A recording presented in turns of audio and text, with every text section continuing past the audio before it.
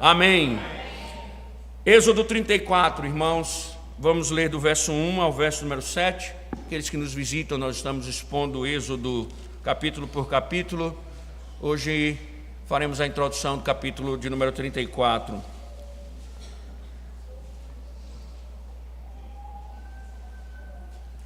Êxodo 34.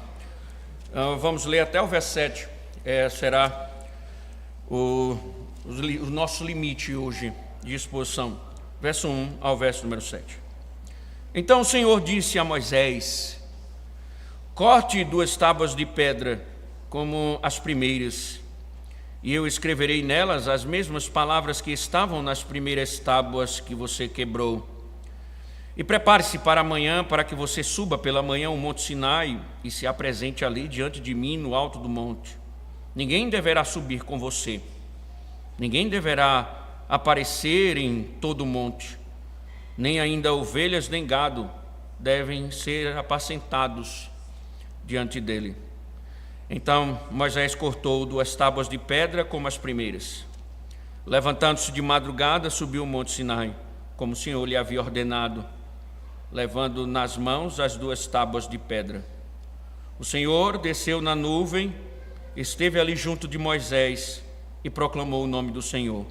O Senhor passou diante de Moisés e proclamou: o Senhor Deus compassivo e bondoso, tardio em irar-se e grande em misericórdia e fidelidade, que guarda a misericórdia em 1000 gerações, que perdoa a maldade, a transgressão e o pecado, ainda que não inocente o culpado, e visita a iniquidade dos pais nos filhos e nos filhos dos filhos, até a 3ª e 4ª geração.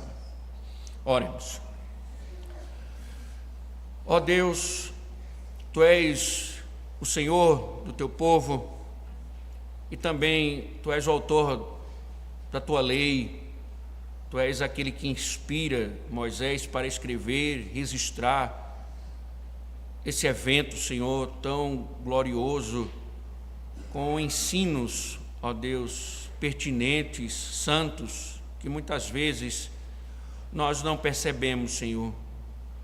Então, ó Pai, assim como inspiraste, ó Deus, os autores sagrados, ilumina a nossa mente, Senhor, para compreendermos a Tua verdade, que Tuas palavras, Senhor, sejam explicadas, discernidas pela nossa alma, e que possamos, Senhor, ser envolvidos por esta nuvem, para que a Tua lei, Senhor, possa nos envolver e nos fazer trilhar os Teus caminhos. Então fala ao Teu povo, Senhor, com poder e graça, segundo a Tua vontade, em nome de Cristo, Senhor.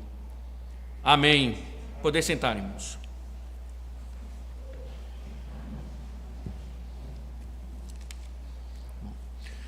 Bom, pela manhã, irmãos, nós falamos sobre a canção A Tua Glória, de Fernanda Brum, né? E nós mostramos, tentamos aqui mostrar que é apenas uma entre tantas que revelam um traço marcante da religiosidade contemporânea, que é o anseio obsessivo por experiências extraordinárias. Existem crentes que vivem nessa tara, né, nessa neurose de experimentar aquilo que é extraordinário. Contudo, irmãos, enquanto a religião da experiência é embalada por emoções intensas, algo essencial, veja bem, algo essencial passa despercebido. Esse apelo constante por ver a glória de Deus denuncia uma profunda ignorância a respeito do próprio Deus. Afinal, quem é Deus? Quem é Deus? Faça essa pergunta e espere a confusão generalizada. Em geral, o Senhor, Ele é definido quase exclusivamente em termos de bondade, misericórdia, graça, conceitos verdadeiros, mas perigosos quando são isolados. Quando o assunto, por exemplo, é a justiça de Deus, o juízo santo, a sua ira contra o pecado, o silêncio, ele se torna constrangedor. É um tema evitado, inclusive, incômodo, quase indesejável. Por que falar de um Deus irado, um Deus que julga as pessoas? Só que no final das contas, meus irmãos, não se trata do Deus das Escrituras em sua plenitude. Trata-se de um Deus que é moldado segundo as preferências humanas, domesticado para não confrontar, ajustado para não ofender. Um Deus feito à imagem de quem o adora, e não o contrário. Então, o que precisamos aprender a partir do texto de hoje? Moisés pediu: mostra-me a tua glória. E o que nós vimos? Vimos que o centro do episódio não está primariamente no que Moisés vê, mas no que Deus promete revelar. Quem ele é. Deus deixa claro a Moisés que o propósito não é que Deus seja visto, é que Deus seja conhecido. E o texto de hoje, o capítulo 34, é justamente Deus cumprindo com sua palavra do contexto anterior. E é justamente isso que vai acontecer agora. O Senhor proclamará o seu nome e vai declarar a Moisés quem ele é. Só que vocês vão observar uma coisa importante. O Deus que se revela não é reduzido a uma ternura sentimental, mas é o Senhor que ao mesmo tempo é gracioso e justo. Ele é um Deus gracioso e justo. Duas realidades inseparáveis. Duas realidades inseparáveis. Dois lados da mesma moeda. Então o povo precisava aprender, que Deus não é somente um Deus gracioso, é um Deus também de justiça. E nós também precisamos aprender isso. E claro, então, que à luz disso, o tema do nosso sermão é: o Senhor é graça e justiça.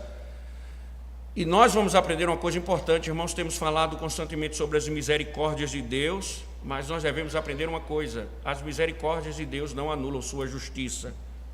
E que a verdadeira glória divina se manifesta não na negação do seu juízo, mas na perfeita harmonia entre graça e santidade. A perfeita harmonia entre graça e santidade.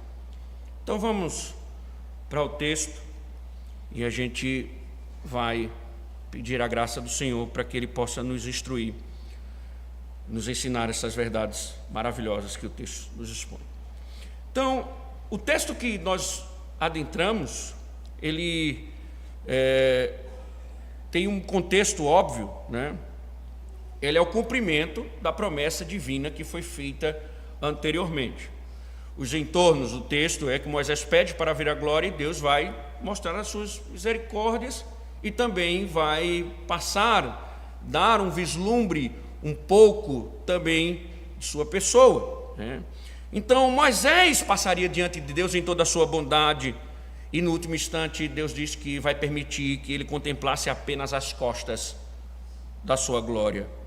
Só que antes disso acontecer, ou seja, se o que vem em sequência são os fatos, o cumprimento dos fatos, Deus mais uma vez ele vai estabelecer algumas instruções pertinentes antes do episódio que se encontram no verso de número 1 ao verso de número 3. Vamos à leitura novamente, veja que ele diz: então o Senhor disse a Moisés: corte 2 tábuas de pedra como as primeiras, e eu escreverei nelas as mesmas palavras que estavam nas primeiras tábuas que você quebrou.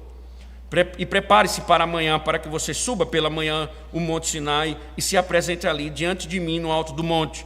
Ninguém deverá subir com você, ninguém deverá aparecer em todo o monte, nem ainda ovelhas nem gado devem ser apacentados diante dele.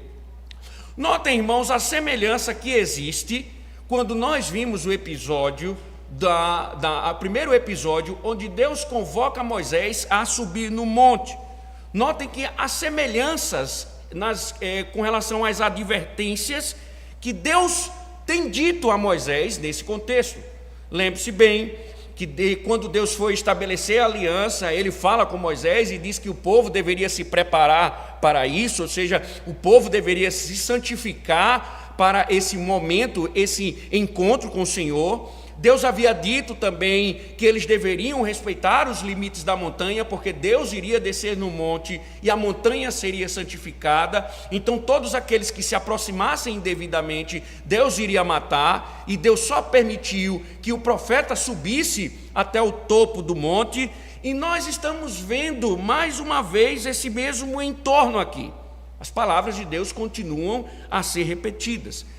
Nada mudou nesse aspecto. Ou seja, o que nós estamos vendo aqui, introdutoriamente, encapsuladamente, no início do capítulo 34, é que Deus vai começar a renovar a aliança, que é justamente o que nós vamos ver posteriormente, quando Deus ele vai agora renovar a aliança. Então, como se está iniciando um processo de renovação de aliança, Deus está resgatando os mesmos princípios quando ele fez a primeira aliança. Moisés, prepare-se.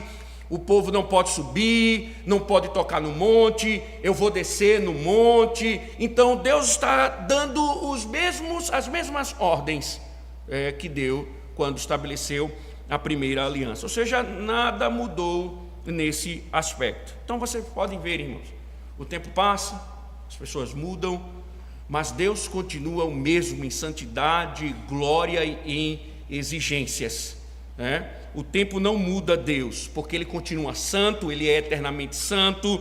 E, claro, mais uma vez, aproximar-se dEle é algo perigoso quando se aproxima de forma indevida. Só que, aqui, preste atenção, há uma excelente notícia. Deus está prometendo que vai entregar a lei novamente ao povo. Lembremos que no episódio da idolatria de Israel, você deve lembrar bem que o pecado do bezerro de ouro culminou na quebra das tábuas da lei. E nós enfatizamos bem que não foi um gesto impulsivo de Moisés. Moisés não estava descontrolado nessa atitude. Mas o ato de Moisés quebrar as tábuas da lei foi um ato pedagógico. Por quê? O povo violou a lei. Então o povo quebrou a lei. Então a quebra das tábuas é uma denúncia do pecado do povo. O povo violou a lei, quebrou os mandamentos do Senhor, desprezou os termos da aliança. E nesse símbolo, pedagogicamente, quando Moisés quebra essas tábuas, ele viu ali a relação com o Senhor sendo despedaçada. A quebra da tábua da lei é símbolo desse despedaçamento de comunhão. O povo violou, desobedeceu a Deus, caiu no desagrado de Deus, transgrediu a lei. Moisés vai e quebra as tábuas para mostrar pedagogicamente ao povo que o povo desobedeceu a Deus, transgrediu a sua lei, seus mandamentos foram violados, sua aliança ela foi despedaçada.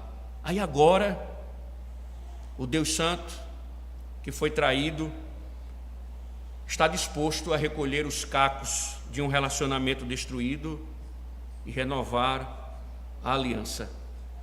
E começa entregando: Moisés, prepare 2 tábuas, que eu vou escrever novamente a minha lei. Começa justamente Deus entregando sua lei ao povo. Isso é uma notícia fantástica, irmãos. Isso é um bom começo.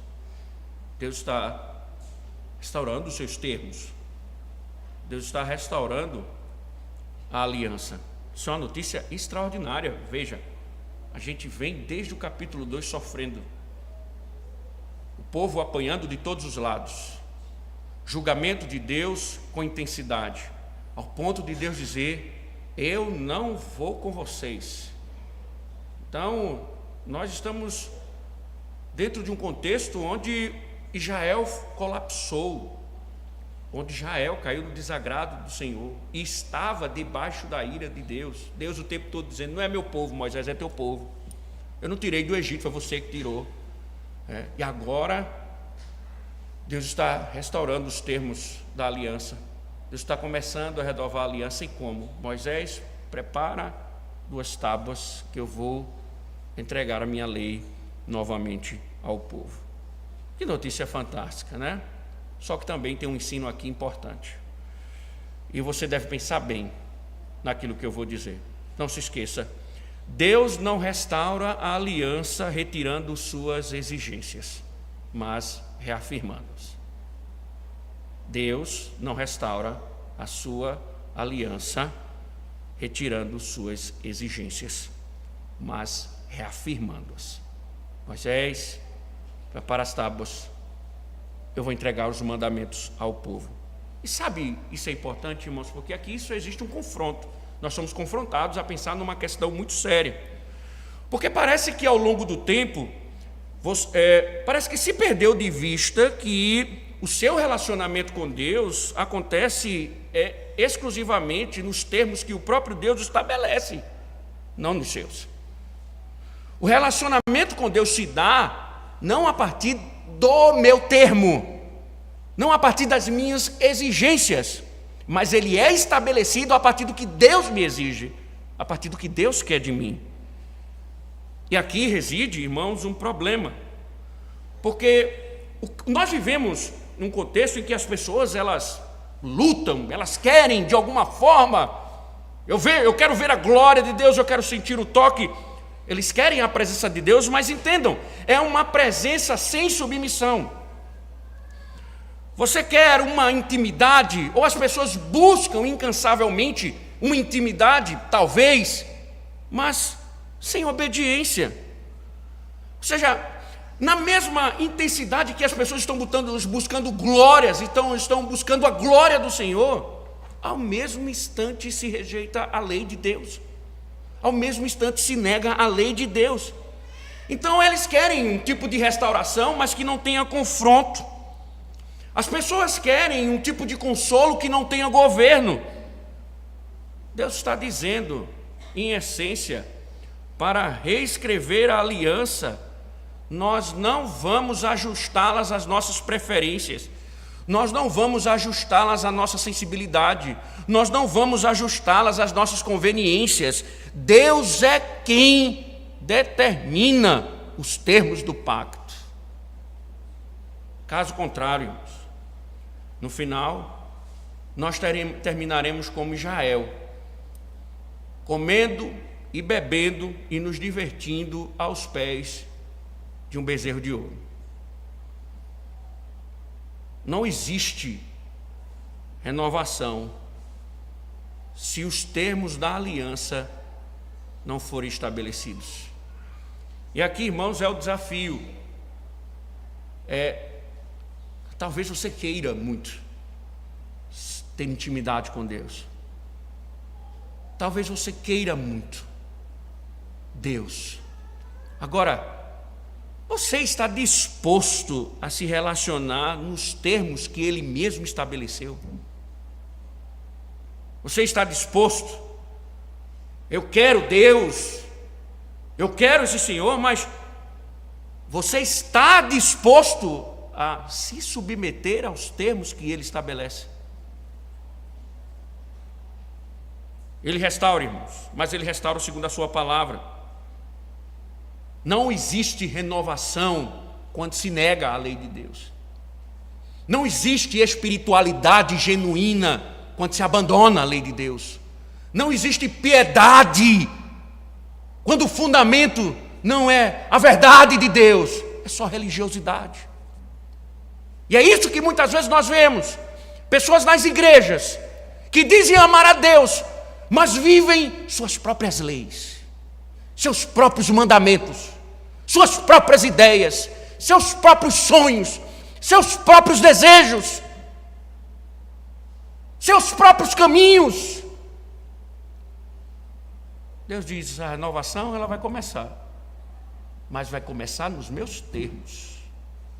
Anote aí, Moisés, prepara 2 tábuas, que eu vou dar a lei ao meu povo. Não existe, irmãos, renovação na alma quando se está negando a lei de Deus. E lembre-se, a gente negocia às vezes, né? A gente lá estabelece uma lei, aí às vezes o filho, né, fica tão no pé do ouvido da pessoa, né? Você acaba às vezes mudando, reformando, refazendo, repensando. Com Deus não existe isso. Deus não vai reformular a sua lei para enquadrar você. Ele não vai mudar os termos para que você possa se adaptar. Não é assim? Pastor, guardar o dia do Senhor é muito difícil. Aí você começa a pegar o mandamento, distorcer o mandamento, para que ele venha se adaptar ao seu comportamento. Você começa a reinterpretar a lei de Deus para que ela possa ser adaptável à sua maneira de viver, a forma como você usa o domingo, para você dar validade às suas práticas. Deus não faz isso, irmãos.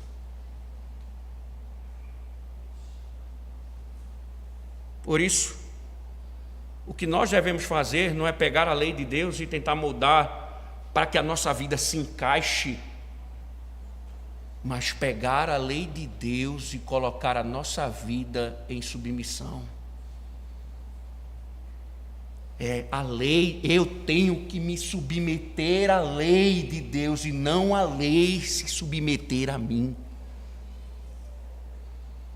Se eu quiser vida com Deus, Ele estabelece os termos. Então, isso é um desafio. Por quê?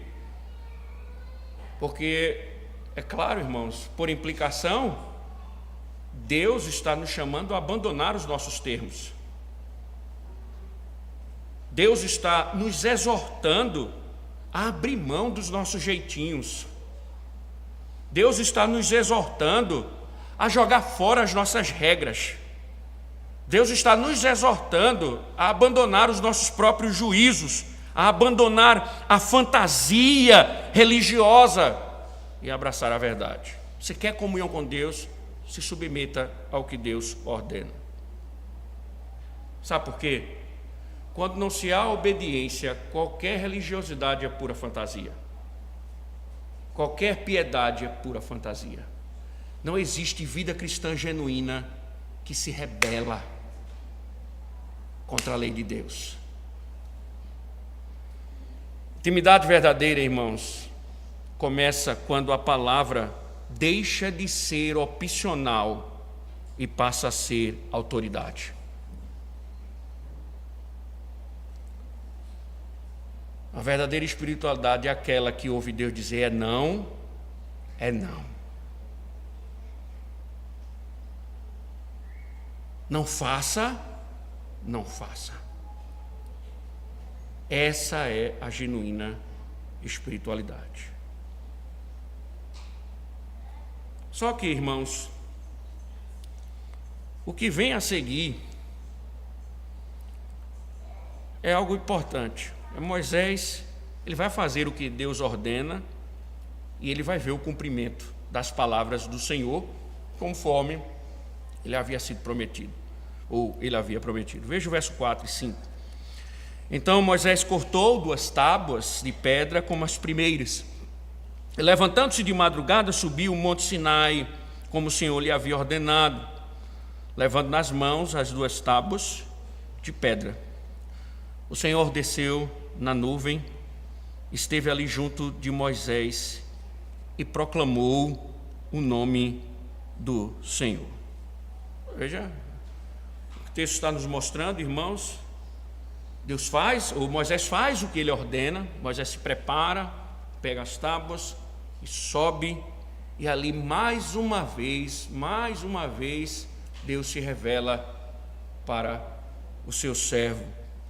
Diz o texto que ele desce na nuvem gloriosa, mais uma manifestação visível da divindade, mais uma, né, entre tantas que Moisés já teve a oportunidade de ver. Mas lembre-se, no texto anterior, ele quer muito mais do que isso.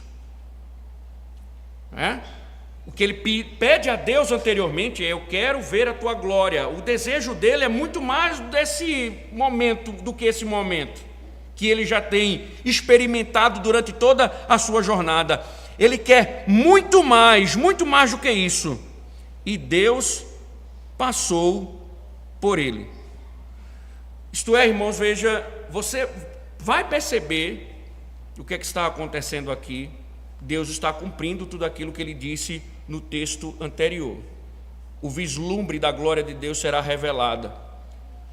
Mas notem, verso 4, verso 5, uma coisa importante que não é perceptível no texto, não está informado.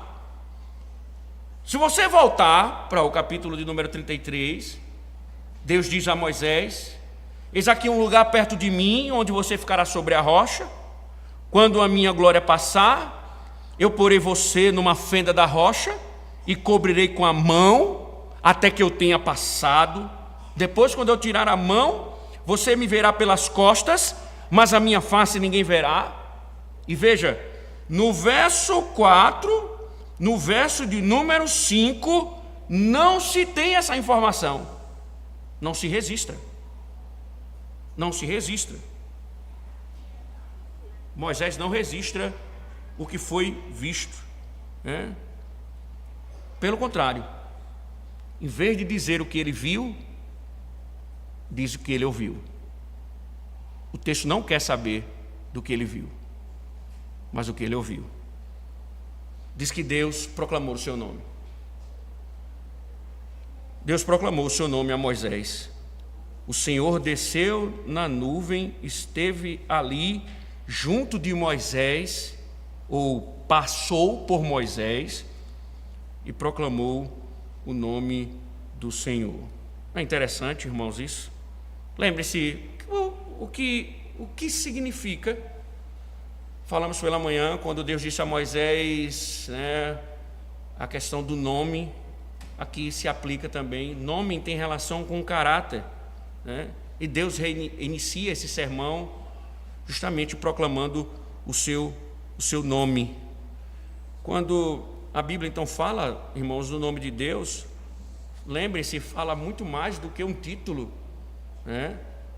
Mas o nome de Deus representa todo o seu ser. Não se esqueça disso.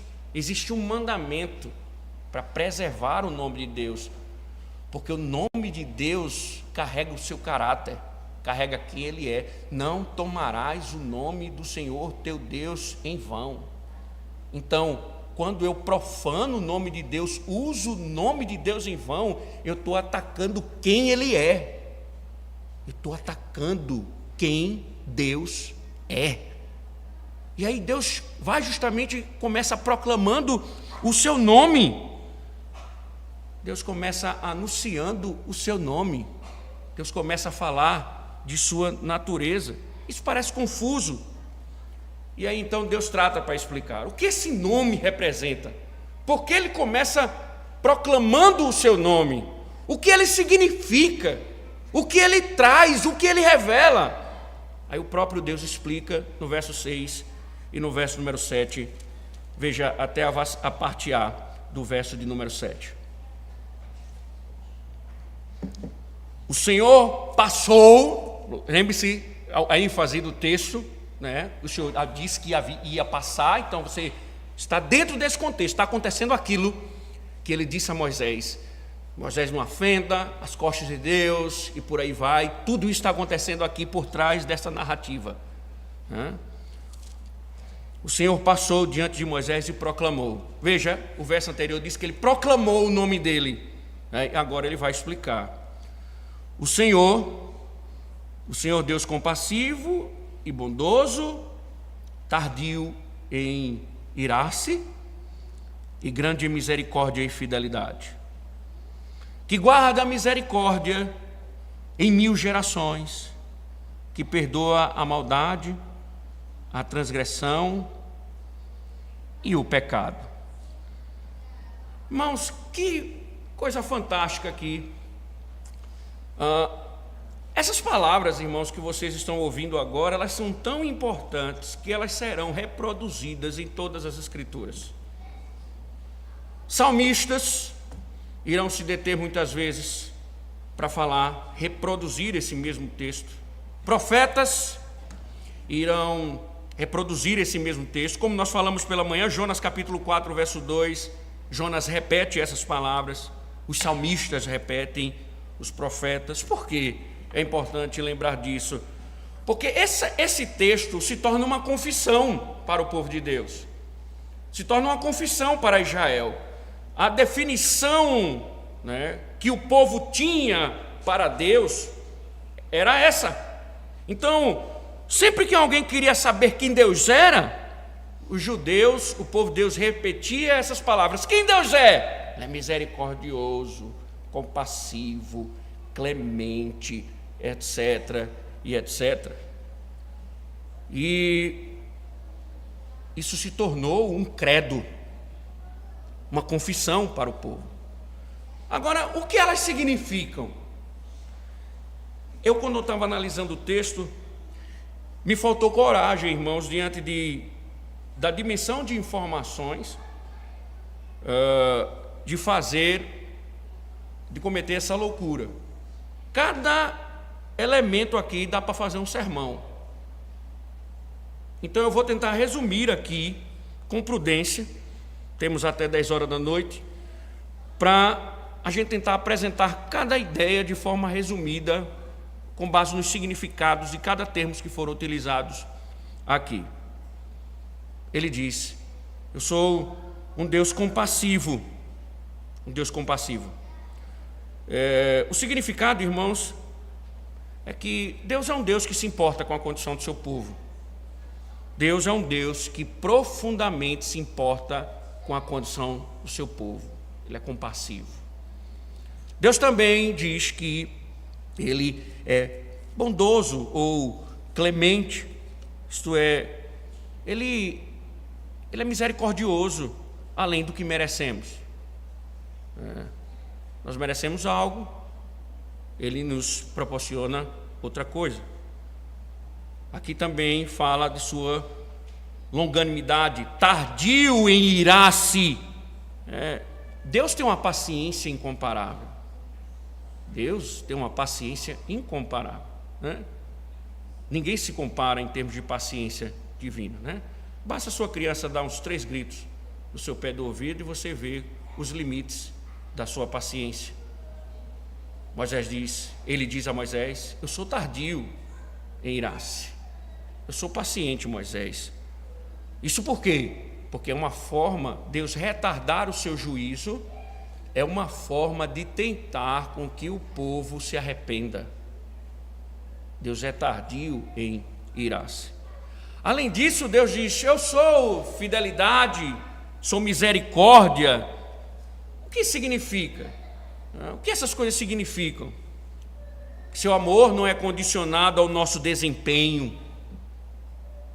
Ele nos ama. Veja, irmãos, Paulo usa um argumento importantíssimo na sua epístola, no capítulo de número 5, se não me falha a memória. Ele diz assim: Cristo nos salvou quando nós éramos pecadores. Então, quando a graça nos alcançou no cerne de nossa rebeldia, nos alcançou no cerne da nossa depravação, nos alcançou no cerne da nossa insubmissão. Aí Paulo diz: quanto mais agora que somos dele.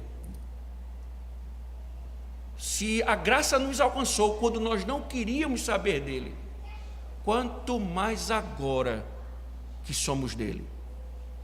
Deus é amor, Ele não é condicionado ao nosso desempenho, é a sua misericórdia, é um amor pactual também. Qual é a questão do pacto, quando diz assim, fidelidade em termos pactuais? É que Deus está comprometido com Ele mesmo. ele é firme, ele é comprometido. Então, quando ele decide amar um povo, ele vai amar até o fim e vai cumprir todas as suas promessas, sem deixar que nem um filho fique para trás. Por isso que Jesus diz: ninguém as arrebatará da minha mão. Ninguém as arrebatará da minha mão.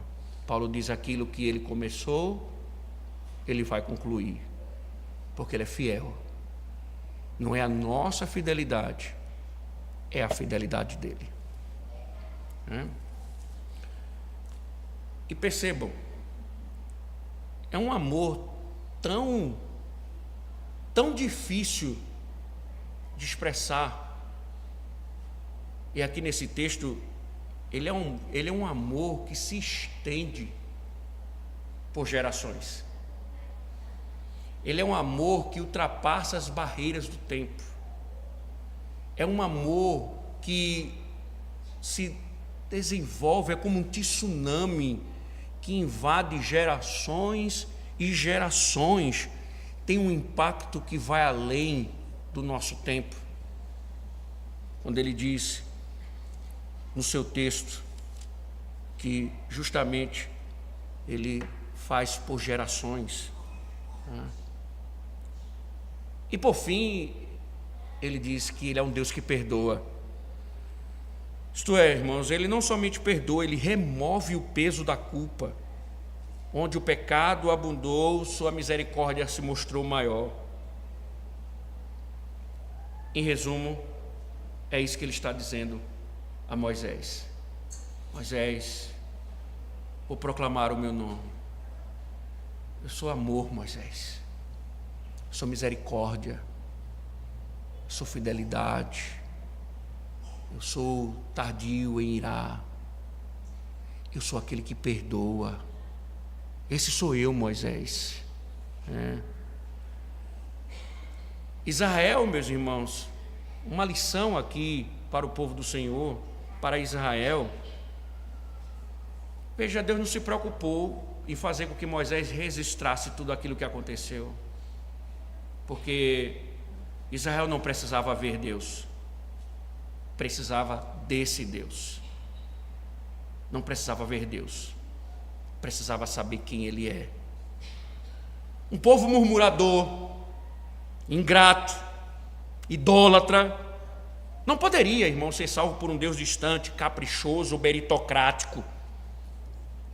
Esse povo rebelde, teimoso, que Deus o tempo todo vem martelando, povo teimoso, de dura serviço, parece um jumento, sem rédea. Precisava de um Senhor compassivo, que ouve seus clamores na opressão, como ouviu quando eles estavam escravizados. Precisava de um Deus gracioso, que os tratou não segundo o que eles mereciam, mas segundo o favor imerecido do Senhor, do Deus paciente. Olhe, irmãos, que Deus paciente, que povo desobediente, murmurador, e Deus paciente, suportando todas as queixas, sem abandonar o seu povo. De um Deus fiel, que vai resgatá-los não por causa de uma piedade comunitária ou individual, mas por causa de uma aliança. Veja, lembre das palavras de Moisés: Senhor, olha as promessas que tu fizeste aos patriarcas, olha as promessas que tu fizeste a Abraão. Veja o texto de hoje de manhã: eu vou, Moisés, porque você me agrada, você é agradável. Um Deus fiel, irmãos, que resgata o seu povo por causa de sua aliança, sua fidelidade. Um Deus perdoador, que, veja, mesmo após, irmãos, capítulo 32 é a desgraça do povo, é a rebeldia do povo, é a libertinagem de um povo rebelde. E o que é que Deus faz? Deus ama esse povo. Deus responde à intercessão de Moisés: eu vou com o povo. Então, irmãos, Ao revelar-se no Sinai, o Senhor apenas proclamou em palavras o que já havia demonstrado em atos.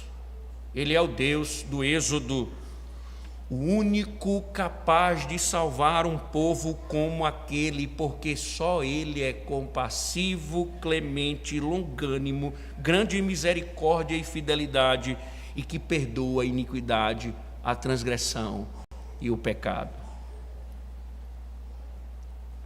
Deus não registrou o que Moisés viu, mas registrou o que ele precisava ouvir. O texto não quer saber o que Moisés viu. O texto quer mostrar o que ele ouviu, porque Israel não precisava ver Deus, precisava saber. Esse povo rebelde precisava saber quem é Deus. E você? É exatamente, irmãos, desse Deus que você precisa. Porque acho que você esquece, talvez, você é muito mais parecido com Israel do que você imagina. Você tem memória curta, coração instável, obediência vacilante. Quando as coisas apertam, aí você está na igreja todo domingo, você está na reunião de oração toda terça-feira. Quando o negócio acocha, aí você vira crente, comprometido, né? Promete fidelidade, as coisas amenizam. Se agora eu vou ser fiel, Deus, Ele me respondeu, né? Deus me atendeu, agora eu vou ser fiel. Uma semana depois, se desvia, já volta a viver. Não foi assim? Eu lembro, irmão, da hipocrisia. Período de pandemia, a igreja fechada, sem culto. Eu via. Ai, que saudade do culto. Que saudade da igreja. Que saudade do domingo na presença do Senhor. Essa mesma pessoa está na praia de domingo em vez de adorar a Deus. Essa mesma pessoa não vem para o culto de manhã porque fica em casa vagabundando.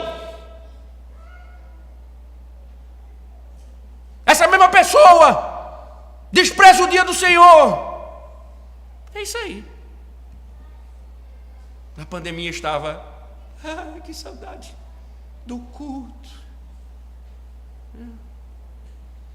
Rapidamente se desviou de caminho. A igreja voltou, todo mundo passou a congregar, a igreja está aberta, agora vamos viver a vida novamente. Ainda posta nas redes sociais, curtindo o domingão. Basta um convite para ir à praia domingo que vem e as malas já estão prontas. O desenho de Israel, irmãos, é o seu desenho, o nosso desenho. Você é murmurador, inclinado a trocar a glória de Deus por ídolos. Em resumo, você também é rebelde. Agora, veja, que coisa, né? Se esse é você, se Israel é o desenho de quem você é, de quem nós somos, ainda assim, o Senhor se revela compassivo. Ele é compassivo para te acolher quando você, nos seus pecados, não tem mais forças. Ele é clemente, longânimo para te salvar quando você já não tem mais mérito nenhum. Ele é paciente para te esperar quando você já deveria ter morrido. Já era para Deus ter lhe matado, ter lhe lançado no inferno por causa dos seus pecados. Aí Deus é paciente para que você se arrependa, né? É poderoso para te perdoar, fiel para te sustentar na tua inconstância, retirar a tua culpa. Que coisa, né, irmãos? Se Israel foi salvo não por sua fidelidade, mas pela fidelidade do Deus da aliança, o mesmo é verdade, irmãos, para o seu povo. Nós não permanecemos de pé porque somos fortes, mas porque Ele é misericordioso. Ele é compassivo. Sabe, você às vezes olha para o outro e diz assim: eu sou melhor do que ele, eu sou mais santo do que ele. Não é assim? Você olha para o seu irmão, para a sua irmã, diz, que pecadora miserável. Agora eu não. Eu sou intelectual, sou teólogo. Conheço de cor e salteado as institutas. Minha casa é homeschool. E passou disso, é procedência maligna. É o diabo. Aí você começa, autojustiça. Pá! Você olha para o outro, assim, sou mais santo, sou melhor, sou justo. Deus está dizendo: lança fora essa autojustiça sua, porque são as minhas misericórdias, a minha graça, a minha longanimidade, o fato de não te matar, o fato de não te consumir, porque eu sou misericordioso. Senão, você já estava no inferno. Perguntaram a Calvino uma vez, disseram assim: que Deus é injusto, pegar pecadores e lançar no inferno? Calvino disse: injusto? Injusto é ele pegar pecadores e lançar nos céus.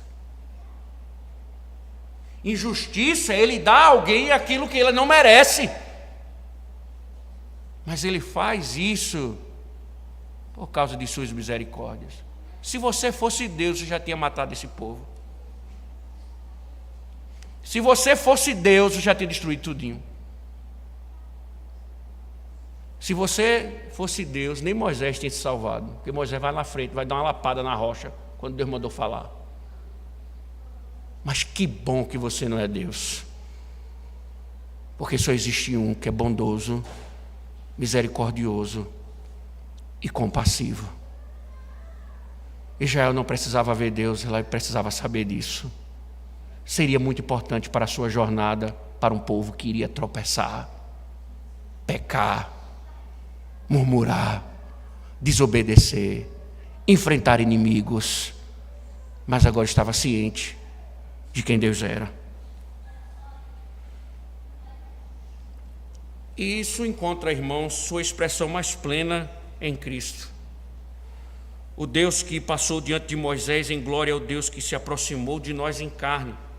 Em Cristo a compaixão ganha o seu rosto, a graça ganhou cruz, a paciência caminhou entre pecadores e a fidelidade foi obediente até a morte. Irmãos, o que nós lemos em Hebreus é importantíssimo.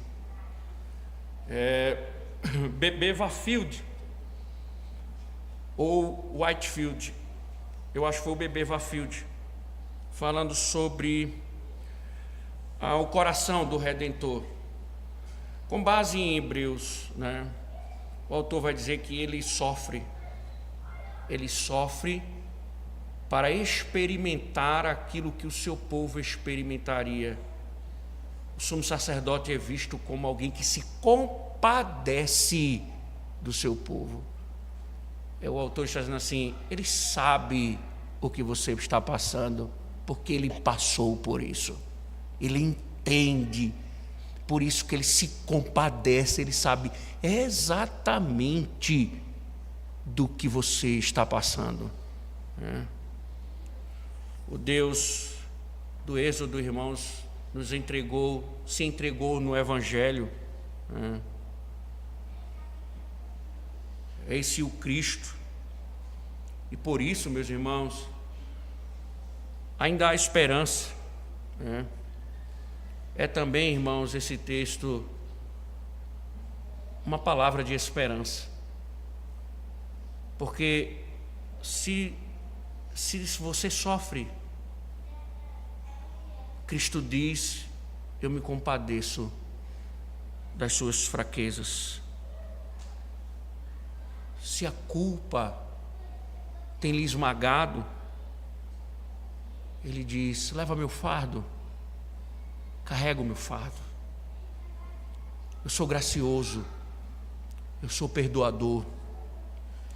Se a fé vacila, ele diz: eu continuo fiel. Então, a gente não precisa ver Cristo. O que a gente precisa, irmãos, é conhecer esse Deus em Cristo, não como um mero exercício intelectual.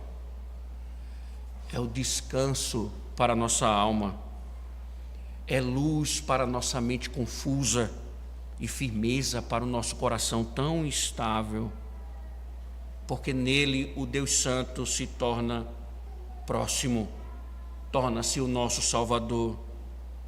Então, o que é que deve ficar claro aqui? A verdadeira glória de Deus, irmãos, não está em satisfazer a nossa ansiedade por vê-lo, mas em conhecê-lo. Em conhecê-lo. Ele se deu a conhecer. Deixa eu te dizer uma coisa. Recentemente, num aconselhamento, mais uma vez a gente percebe uma coisa comum. As pessoas não sabem quem é Deus. Quando as pessoas começam a falar de Deus no aconselhamento e dizer o que estão vivendo, experimentando, eles falam de um Deus que somente, de um lado somente da moeda. Eles têm dificuldade de entender como as Escrituras têm revelado. E o que nos falta, irmãos, é a gente justamente conhecê-lo. Que Ele é compassivo para nos escolher, nos acolher, gracioso para nos salvar, paciente para nos esperar, fiel para nos sustentar, e Ele é poderoso para nos perdoar. Quem é alcançado, irmãos, por essa graça não depende do extraordinário, mas aprende a caminhar no ordinário da fé obediente. Por isso que nós não andamos pelo que vemos, mas pelo que cremos. Não pelo espetáculo, mas pela palavra. Não pela inquietação do desejo, mas pelo descanso de quem já foi salvo. Isso tudo é muito confortador, irmãos. Isso tudo, veja, essas palavras soam com um conforto maravilhoso para um povo que vem sendo julgado por Deus anteriormente. Só que uma declaração complementar é dada. Veja a parte B do verso 7. Que guarda misericórdia em 1000 gerações, que perdoa a maldade, a transgressão e o pecado, ainda que não inocente o culpado, e visita a iniquidade dos pais dos filhos e nos filhos dos filhos até a 3ª e 4ª geração. A primeira coisa quando a gente lê um texto desse, irmãos, que a gente deve aprender é que não há aqui qualquer vestígio de maldição hereditária no sentido mística ou fatalista. O que o texto nos apresenta é um princípio bíblico sólido, que às vezes nós esquecemos, né? Ainda que frequentemente esquecemos, seja esquecido, na verdade, nós muitas vezes não podemos perder de vista que esse é um fundamento sólido, que jamais falha nas Escrituras, denunciado por Deus. Sabe qual é? O pecado deixa um legado. O pecado deixa um legado. O texto quer nos mostrar, irmãos, uma coisa importante. As escolhas morais de hoje constroem um ambiente espiritual de amanhã. Aquilo que não é tratado diante de Deus não desaparece. Ele vai permanecer e vai se aprofundar e vai alcançar as gerações seguintes. Então pensem, quando Paulo afirma que um pouco de fermento leveda toda a massa, ele ensina que o poder do pecado, ou melhor dizendo, o poder que o pecado possui de contaminação é real. Isto é, o meu pecado nunca fica restrito a mim. Ele tem um poder de contaminação. Então, quando alguém não é confrontado, o pecado não é confessado, não é abandonado, ele vai se espalhar e vai comprometer o todo. Um exemplo disso é que Deus muitas vezes, por causa do pecado do marido, vai matar a família toda. É o caso, irmãos, de Corá, Datã e Abião, que Deus vai e mata a família toda. O coletivo sofre as consequências. Isto é, o juízo de Deus, ele leva a sério o impacto comunitário e geracional do pecado. Isso aqui, irmãos, é sério, muito sério. Visito a iniquidade dos pais nos filhos até a terceira geração. Isso é uma expressão do mandamento de Deus. Deus está reproduzindo o seu mandamento, certo? E por que isso é sério? Pense no seu pecado e o quanto ele ensina aos seus filhos. Por exemplo, um pai negligente com o dia do Senhor está catequizando seus filhos na irrelevância do culto. Uma família que trata o dia de adoração como entretenimento está forjando uma geração que não teme a Deus. Quem permite que seus filhos congreguem numa igreja falsa, perpetua a falsa adoração. Quem profana o santo, perpetua o desprezo. Então, o que o texto está dizendo é que o pecado, então, se torna uma herança moral, não por imposição divina arbitrária, mas por imitação contínua. O seu pecado vai contaminar outros, que contaminará outros, que contaminará outros, e uma geração vai ser mantida nesse pecado. Alguém que negligencia o dia do Senhor, ensina aos seus filhos que o dia do Senhor não é importante.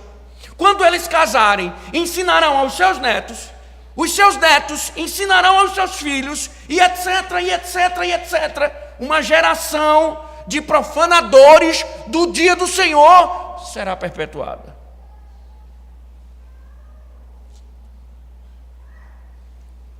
Como assim, pastor? Você lembra do pecado do patriarca? Deus não me dá filhos. Precisamos cumprir a promessa. Pega a minha serva e tem uma noite quente com ela. Patriarca, bestinha, né? Isso é uma mulher sábia, uma mulher prudente, né? Está preocupado com a promessa de Deus. Deitou-se com ela, veio um filho. Até hoje o povo de Deus sofre. Até hoje, geração e geração. Quantos pais, irmãos, não estão semeando a semente do pecado em seus lares e famílias? Irmãos, pode ter certeza, eu tenho falado com os pastores, conversado, a gente discute muitas coisas, e é unânime. Filhos, forma como às vezes as esposas se comportam, as famílias de uma forma geral, muitas vezes têm denunciado, na maioria das vezes, homens negligentes, homens que não lideram, homens que não estão comprometidos com o Senhor, homens que não querem nada com Deus, homens que estão ensinando gerações e gerações a não amar a Deus. Sabe o que é que Deus está dizendo? Eu vou pegar ele, vou pegar o filho dele, vou pegar o neto dele, vou pegar o bisneto, vou pegar todo mundo, é feito corda de caranguejo. Vou julgar todo mundo. Vou pegar geração por geração.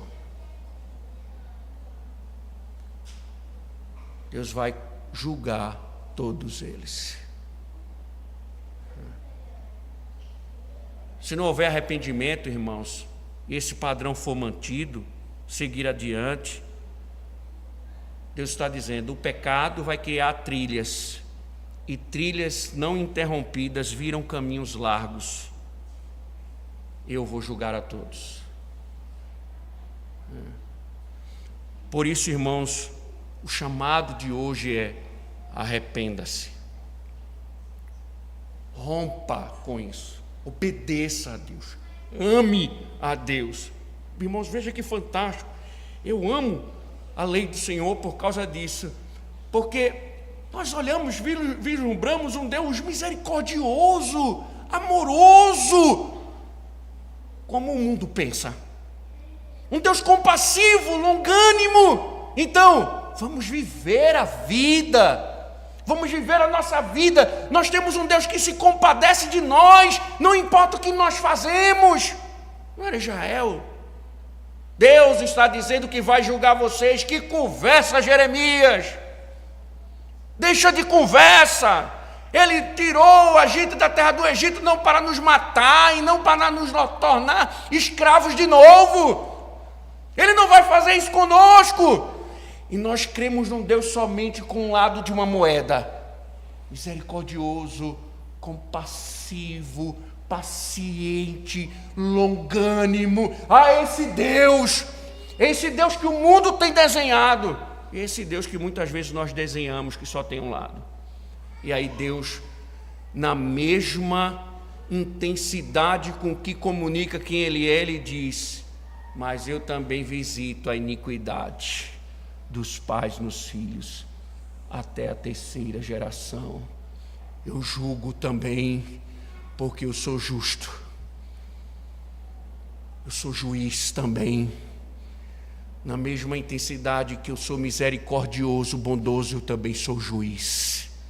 Eu julgo. E se você não se arrepender, eu vou julgar você.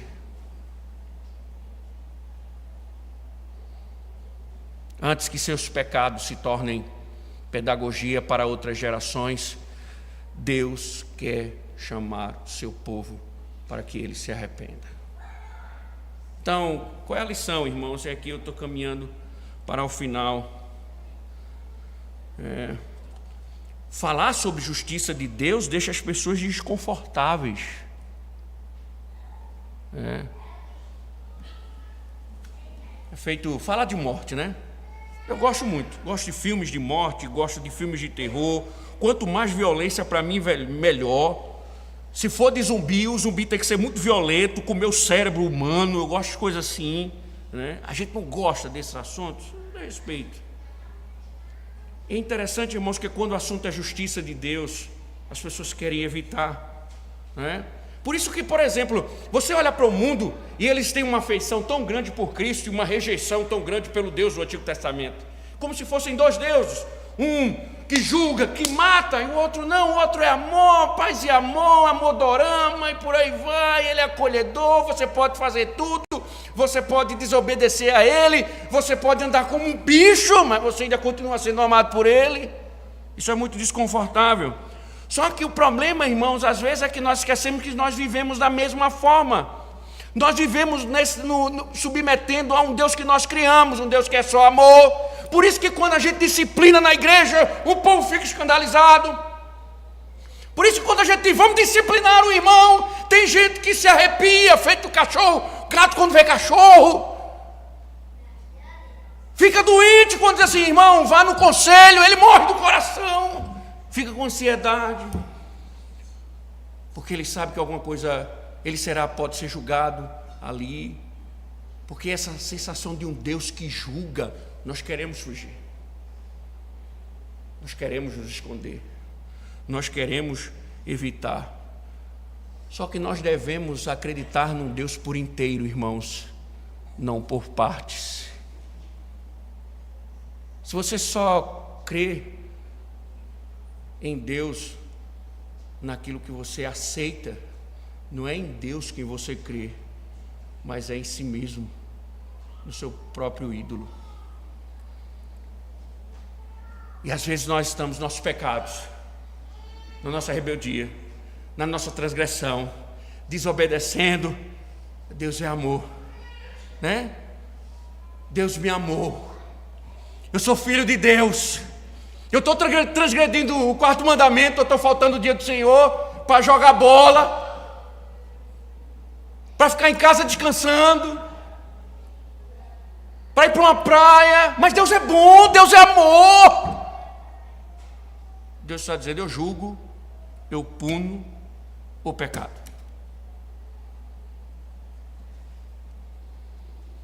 Mas isso não parece uma contradição, irmãos? Não, não parece.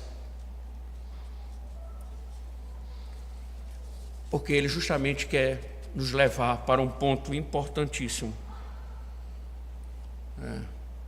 Você não banalize a sua graça. Não banalize a sua graça. Porque ninguém sairá inocente. Se você precisa do socorro, da longanimidade, da paciência, Ele haverá de lhe sustentar. Mas também, se você se rebelar, conte com o julgamento dele. Não banalize a graça de Deus, porque o Deus gracioso também é o Deus de justiça. E aí então, se você se arrepender dos seus pecados, tudo é resolvido na cruz. Tudo vai ser resolvido na cruz. Tudo será resolvido na cruz. Finalizo. O que você quer? Misericórdia, longanimidade, paciência? Ou você quer justiça? O que você quer?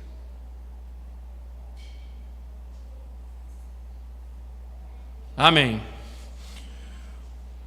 Senhor bendito, nós te agradecemos, ó Deus, por este privilégio que temos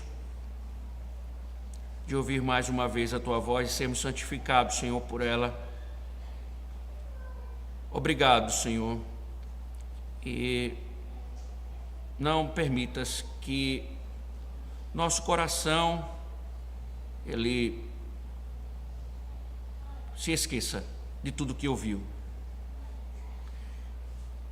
E que, Senhor, de fato, essa graça que nos alcança também nos estimule a vivermos para a Tua glória, Senhor. Em nome de Cristo. Amém.